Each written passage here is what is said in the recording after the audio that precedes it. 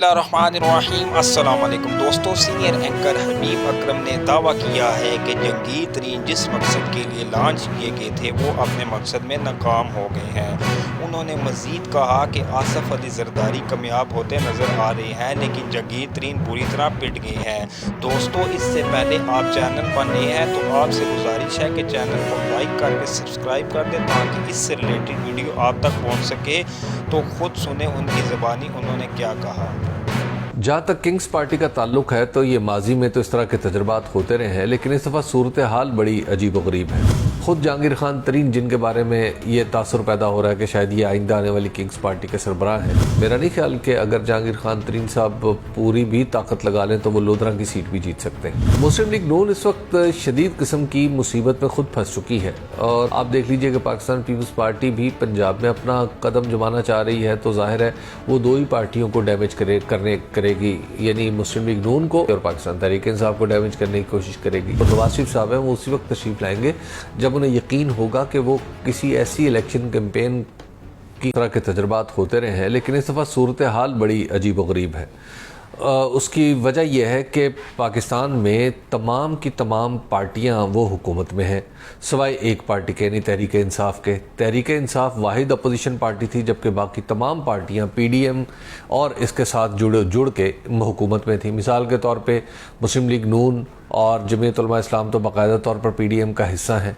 MQM ने इनको बाद में ज्वाइन कर लिया। इसके बाद आप देख लीजिए कि बीएपी ने इनको बाद में ज्वाइन कर लिया। फिर उसके बाद जो पाकिस्तान पीपल्स पार्टी है जिसने पीडीएम बनाया था वो निकली, और फिर निकलने के बाद अब वो इस हुकूमत की इत्तेहादी है। ख़ुद जहांगीर खान तरीन जिनके बारे में ये तासुर पैदा हो रहा है कि शायद ये आइंदा आने वाली किंग्स पार्टी के सरबराह हैं, तो उन्होंने जब पिछले साल जब ये मामला चल रहा था कि यानी जब माफ़ कीजिएगा कि जब हमजा शहबाज शरीफ साहब को वज़ीर आला बनाया जा रहा था पंजाब का, तो उन्होंने बाकायदा तौर पर साथ दे दिया था पीडीएम का ही, यानी मुस्लिम लीग नून का। तो लिहाजा ये तमाम इस वक्त जितने भी लोग आपको अपनी पार्टी में उन लोगों को शामिल करते नज़र आ रहे हैं जो पाकिस्तान तहरीक इंसाफ से टूटे थे, वो सब के सब तो हुकूमत में है। तो लिहाजा किंग्स पार्टी इस वक्त तो ऐसा नहीं लगता कि कोई फौरी तौर पर बनती हुई नज़र आ रही हो। हाँ, किंग्स पार्टी बनने की दौड़ जो है वो बाकायदा तौर पर शुरू नहीं रहे। उन्होंने एक आध दफ़ा जब भी नशिस्त जीती तो वो किसी न किसी सेटिंग के नतीजे में जीती, और एक आध दफ़ा से तो खैर ज़्यादा ही जीती।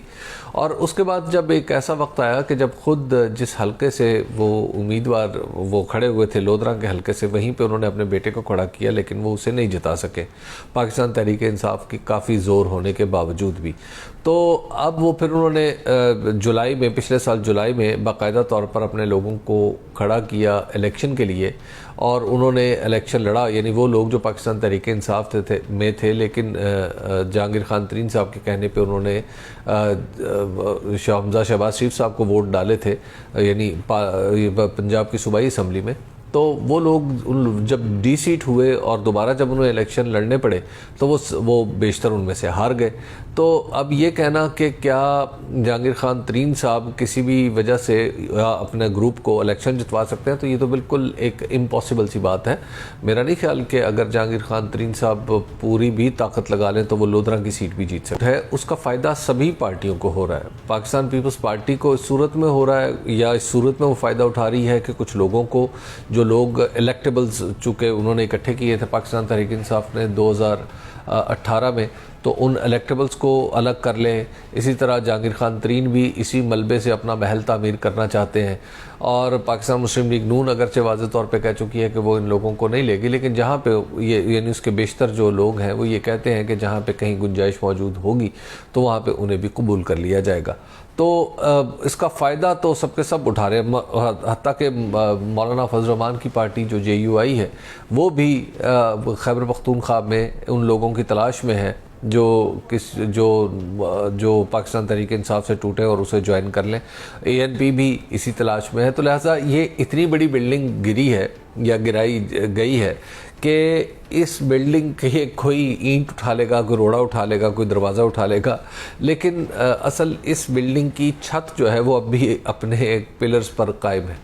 तो जब तक वो छत वहाँ पर मौजूद है तो इन ईंटों से, रोड़े से, दरवाजे से, खिड़कियों से कोई नया महल तामीर नहीं किया जा सकता। एक किस्म की मुसीबत में खुद फंस चुकी है और उसने जो गलती पिछले साल अप्रैल में की कि उसने हुकूमत संभाल ली और फिर हुकूमत को प्रोलॉन्ग किया, तो उसके नतीजे में जो कुछ भी हुआ वो दरअसल सबसे ज़्यादा उसका नुकसान नून लीग को हुआ है। अब आप देख लीजिए कि पाकिस्तान पीपल्स पार्टी भी पंजाब में अपना कदम जमाना चाह रही है, तो जाहिर है वो दो ही पार्टियों को डैमेज करेगी, यानी मुस्लिम लीग नून को, और मुस्लिम लीग नून समझती है कि जनाब हम हैं पंजाब की सबसे बड़ी कुव्वत, तो जाहिर है उसको डैमेज करेगी और पाकिस्तान तहरीक इंसाफ को डैमेज करने की कोशिश करेगी। इसी तरह जो जहांगीर खान तरीन है उनकी भी जुलानगा जो है वो पंजाब ही है, तो पंजाब में यानी गोया अगर 4 वेज मुकाबला होना शुरू हो जाता है तो अब आप ज़रा समझ लीजिए, देख लीजिए कि इसका नतीजा क्या निकलेगा। तो ज़ाहिर है नतीजा पाकिस्तान मुस्लिम लीग नून का डैमेज होगा या पाकिस्तान तहरीक इंसाफ का डैमेज होगा। ये जो दोनों पार्टियां हैं यानी पाकिस्तान पीपल्स पार्टी और जहांगीर खान तरीन की जो भी पार्टी हो, तो ये डैमेज तो कर सकती हैं लेकिन इतनी बड़ी क़ुव्वत नहीं है पंजाब के अंदर कि ये हुकूमत का हिस्सा हुकूमत बना सकें। हाँ, हो सकता है कि इलेक्शन के बाद कुछ ऐसी सूरत बने कि जिसमें जो नवाज शरीफ साहब हैं वो कभी एक दिन भी बाहर नहीं हुए थे, वो बंदा सिर्फ सियासत करते रहे और फिर उसके साथ ये भी देखे कि जब ये हुकूमत बनी तो इसके अहम तरीन इजलास जो हैं वो तो लंदन में हुए और अब भी जितने भी इम्पॉर्टेंट फ़ैसले हुकूमत लेती है तो वो लंदन से ही आते हैं। हत्ता के जो मौजूदा वज़ीर ख़जाना इसहाक डार साहब हैं ये भी लंदन से ही भेजे गए और बड़ा अनसेरेमोनियसली इनके प्रेडिसेसर जो है मुफ्ती इस्माइल साहब उनको हटा दिया गया और वो भी लंदन में ही, लंदन के हुक्म पर ही हटाया गया। तो इस वक्त नवाज शरीफ साहब तो पूरी तरह सियासत में भी हैं और हुकूमत में भी है। हाँ, वो वापस नहीं आ पा रहे, तो वापस जो नवाज शरीफ साहब हैं वो उसी वक्त तशरीफ़ लाएंगे जब उन्हें यकीन होगा कि वो किसी ऐसी इलेक्शन कैंपेन की क़यादत करेंगे जिसका नतीजा फ़तह होगा। तो जब तक उन नताइज के बारे में यकसुई नहीं हो जाती उस वक्त तक मुझे नहीं लगता कि नवाज शरीफ साहब